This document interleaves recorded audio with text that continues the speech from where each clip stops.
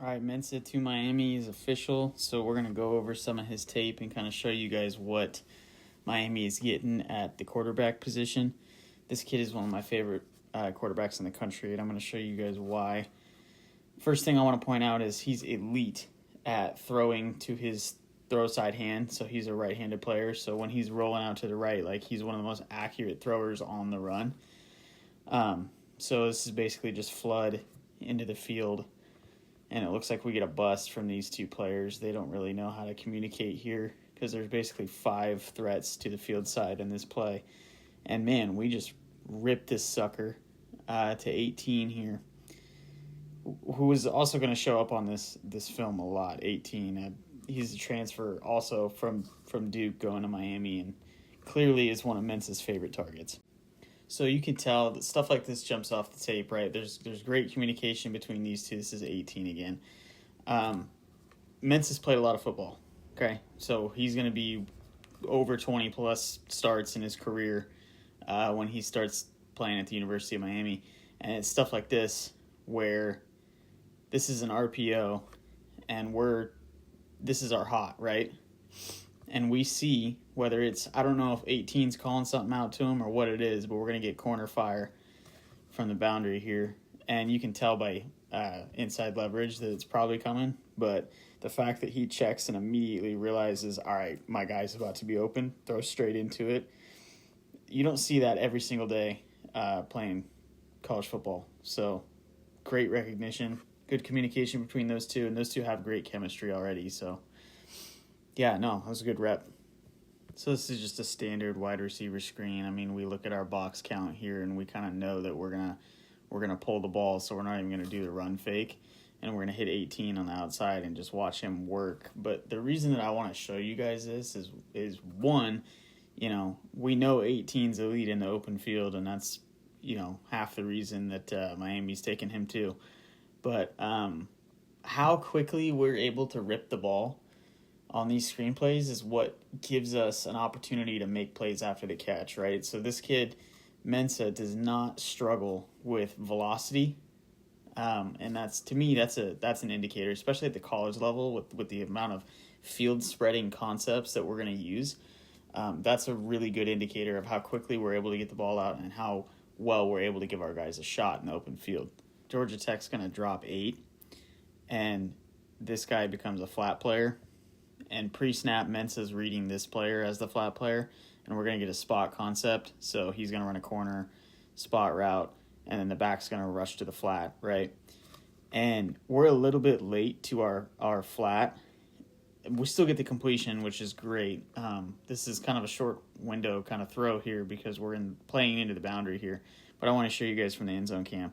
You can tell it kind of caught him by surprise on this drop.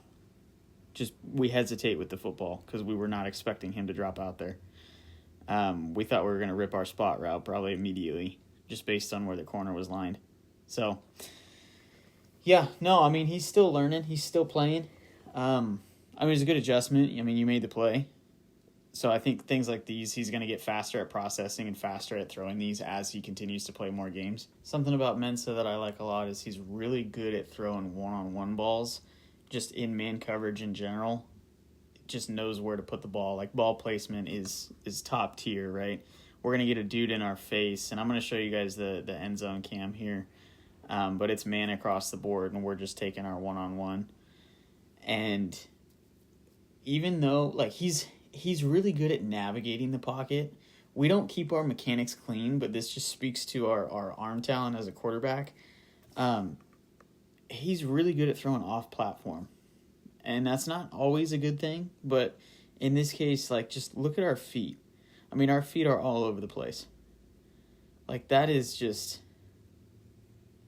the fact that we have enough arm talent to, what is this, like a 20-yard throw, 15-yard throw? Like, we're ripping it, we're putting it in a spot where it needs to be. This is extremely difficult to do. So this time, Tech's in zone, and you can tell by the corner alignment kind of what we're looking at here. But yeah, no, if you're going to play off, I mean, Mensah's going to take all the layups that he can get, man. Like, if you're going to give him anything, he's going to take it. So just way to throw with anticipation.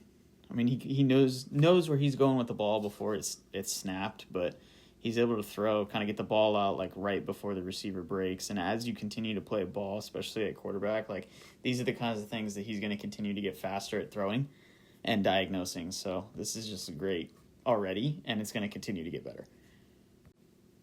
So this is kind of where he separates for me from Carson Beck, is just raw athleticism, right? Like he's a little bit better of an athlete than Carson Beck is. He's similar in a sense that when he's creating in the backfield, he keeps his eyes downfield because he's not like a running quarterback by any stretch of the imagination.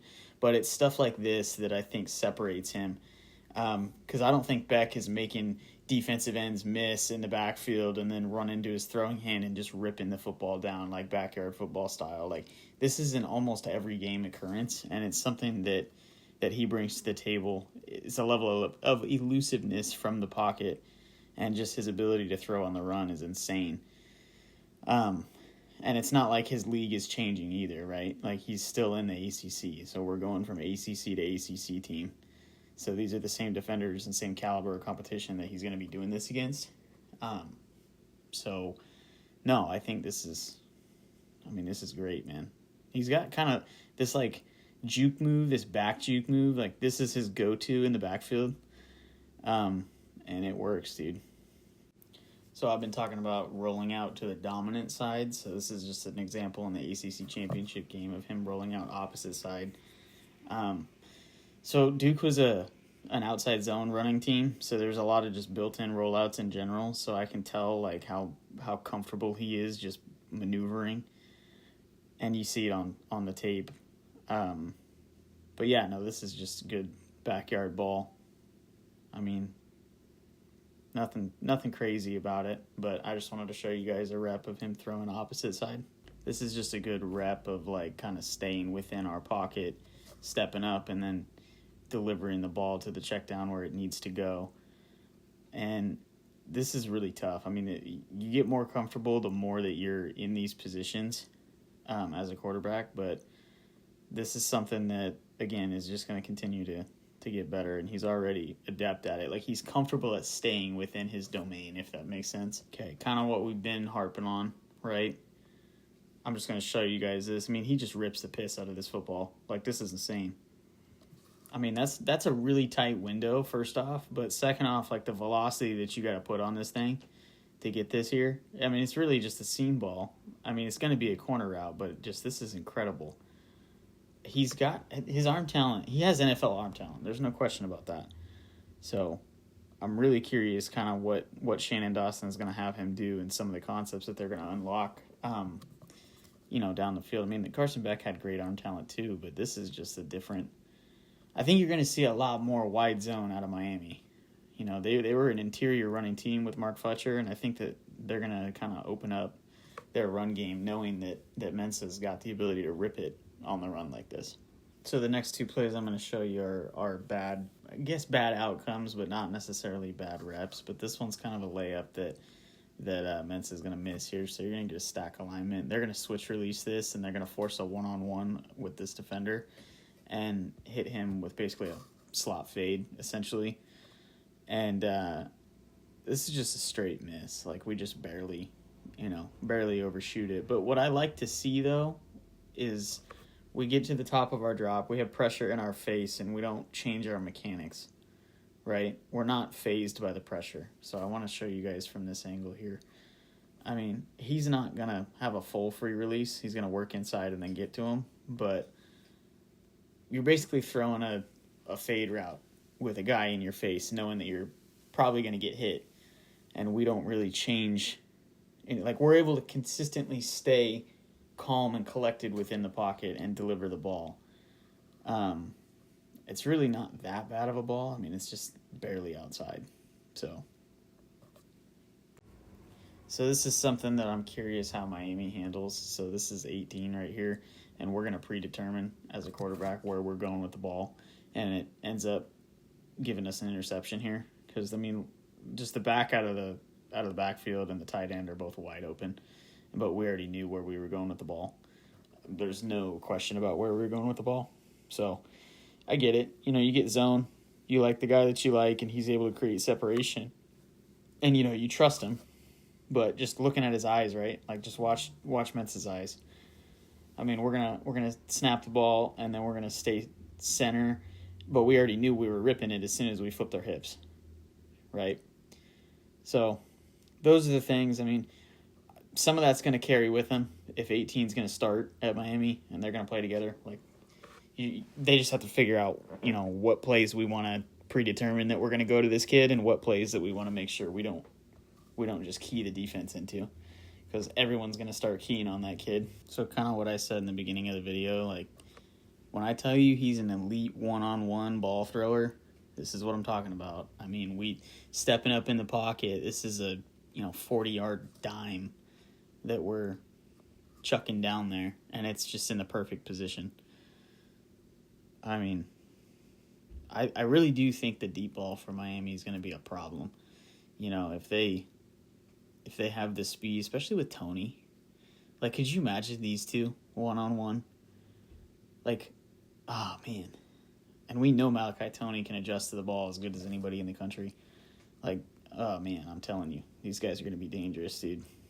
Because the one thing that's different about Mensah compared to Carson Beck is, like, Beck's not going to hunt one-on-ones down the field unless the play design calls for it.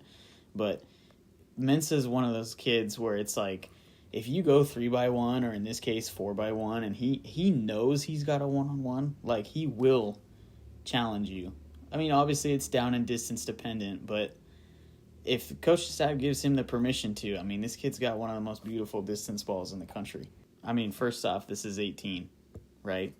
The chemistry that these two have, and just knowing where each other is going to be and where they want the ball and all that. But this is a 2-on-1, and we're chucking this thing. Just straight up slot fade.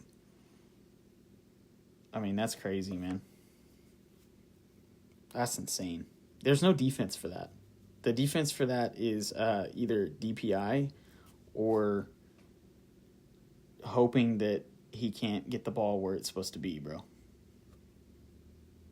Absolutely beautiful. Right where it needs to be. All right, this is the last thing I'm going to show you guys, but there's not very many quarterbacks coming back that are doing shit like this. Like, this is freaky stuff, man. Again, a level of athleticism that's not currently there or wasn't currently there.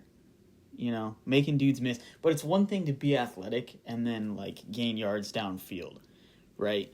But it's a whole different skill set to be athletic and keep your eyes downfield and be able to rip the ball. And to me, that, like I said, like, that's the separator. It's not just the separator from his predecessor, but it's the separator from, like, almost every quarterback in the country. Like, there's maybe 3 or 4 dudes in the country that are going to keep their eyes downfield like this when they're on the run. And then to be able to deliver the ball is a whole different thing.